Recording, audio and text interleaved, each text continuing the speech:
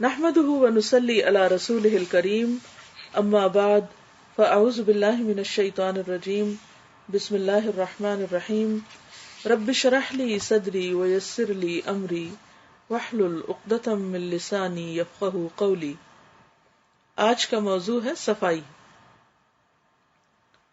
مومن ایک پاکیزہ انسان ہوتا ہے کیونکہ ایمان لا کر انسان ایک اللہ کو مان کر شرک سے اپنے آپ کو بچا کر جب صرف اللہ کا وفادار بنتا ہے تو اس کی روح بھی پاکیزہ ہو جاتی ہے۔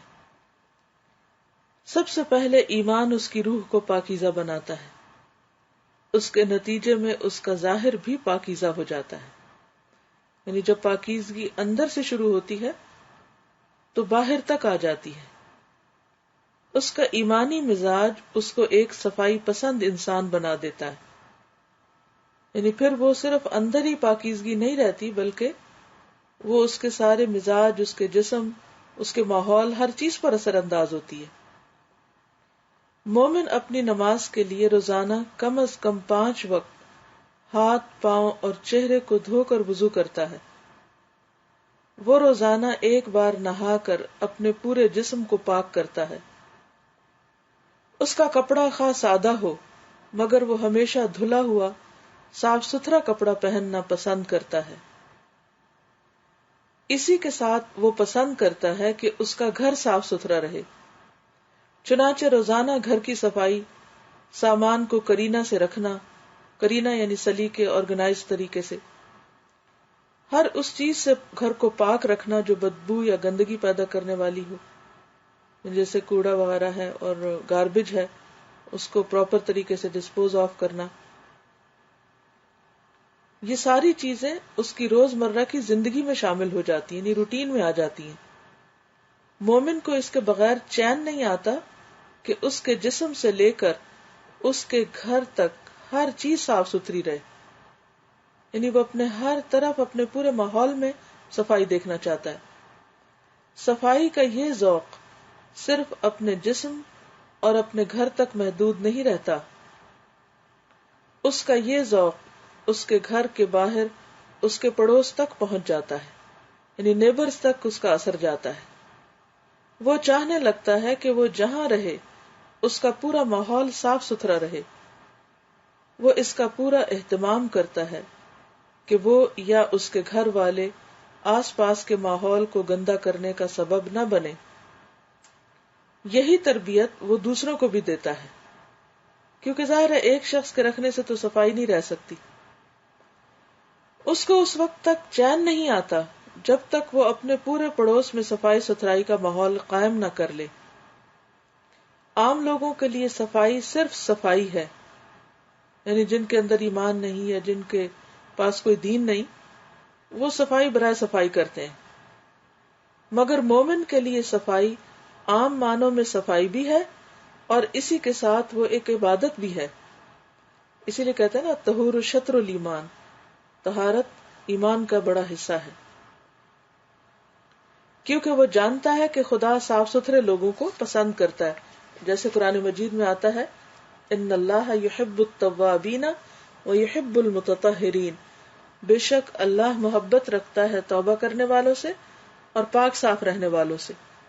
توبہ گناہوں سے صفائی کا نام ہے، روح کی صفائی کا، دل دماغ کی صفائی کا نام ہے، اور طہارت جسمانی صفائی کا، ظاہری صفائی کا، دانتوں، ناک، کان، آنکھیں، سر، بال، پاؤں، ایڑیاں، ناخن، ہر چیز کی صفائی، کپڑے، لباس، ماحول، یہ سب چیزیں طہارت سے تعلق رکھتی ہیں۔ ایسے لوگ جو ان دونوں چیزوں کا اہتمام کریں، یعنی توبہ بھی کریں اور اپنے ظاہر کو صاف رکھیں، اللہ تعالیٰ ان لوگوں سے محبت کرتا ہے۔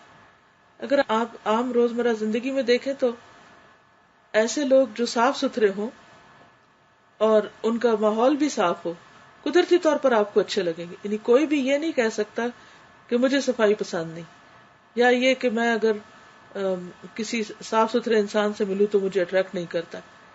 یقینی طور پر صفائی خواہ انسان کے اندر ہو، اس کے گفتگو میں ہو، اس کے ذہن میں ہو، اس کی باتوں میں ہو، اس کے انداز میں ہو، اس کے رہن سہن میں ہو، یقینی طور پر انسان کو متاثر کرتی ہے۔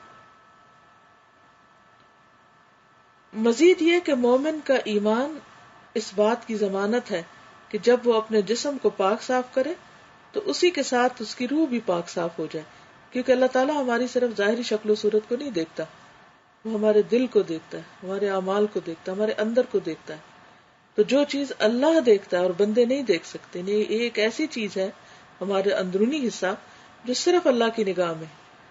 تو اگر کوئی واقعی اللہ کے لیے خالص ہوگا اور اللہ سے محبت رکھتا ہوگا اور یہ چاہتا ہوگا کہ اللہ بھی اس سے محبت کرے، تو پھر لازمی طور پر وہ اپنے اندر کی صفائی کا زیادہ دھیان کرے گا. آپ تھوڑی دیر کے لیے امیجن کریں کہ آپ کی سب چیزیں سب دیکھ لیتے ہیں، لیکن ایک چیز کوئی نہیں دیکھ سکتا سوائے اللہ کے، اور وہ چیز ہے آپ کا دل. تو ہم سب کے لیے بھی ضروری ہے کہ صرف ظاہر ہی کی طرف توجہ نہ کرے اور صرف اوپر اوپر سے خوبصورتی کا اہتمام نہ کرے، بلکہ اندر کو بھی خوبصورت بنائے، کیونکہ جیسا انسان کا اندر ہوتا ہے خود بخود باہر ویسا ہی ہونے لگتا ہے. اس لیے کہ جب وہ جسمانی پاکی کا عمل کرتا ہے، یعنی نہاتا دھوتا ہے، تو عین اسی وقت اس کی یہ دعا کہ خدایا تو میرے ظاہر کے ساتھ میرے باطن کو بھی پاک کر دے، اس کی روح کی پاکیزگی کا ذریعہ بن جاتی.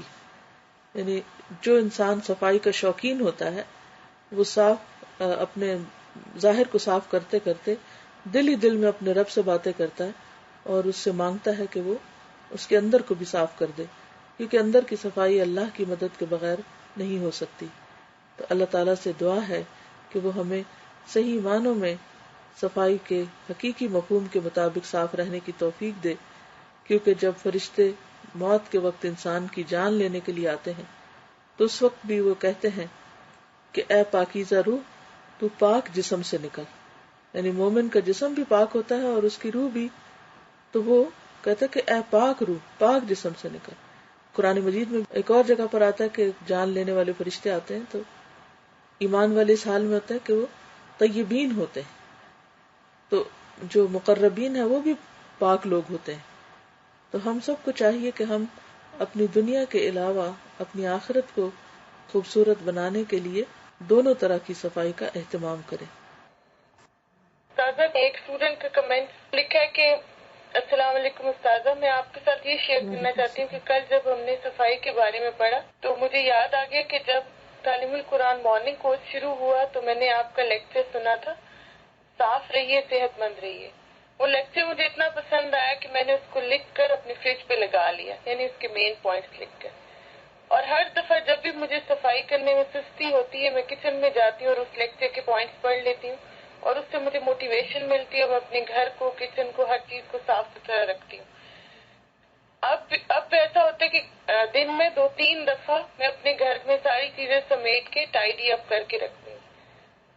مجھے بہت خوشی ہے کہ دین پڑھنے سے میں کتنی زیادہ آرگنائز ہوگی، اور کل جب آپ نے صفائی کو ٹاپک پڑھایا تو مجھے اور زیادہ خوشی ہوئی اور مجھے یہ احساس ہوا کہ صفائی کرنا ایک عبادت کی طرح ہے. بالکل، الحمدللہ. اللہ تعالی ہمیں عمل کی توفیق عطا فرمائے. وآخر دعوانا ان الحمد للہ رب العالمین. سبحانک اللہم وبحمدک، نشہد ان لا الہ الا انت، نستغفرک ونتوب الیک. السلام علیکم ورحمۃ اللہ وبرکاتہ.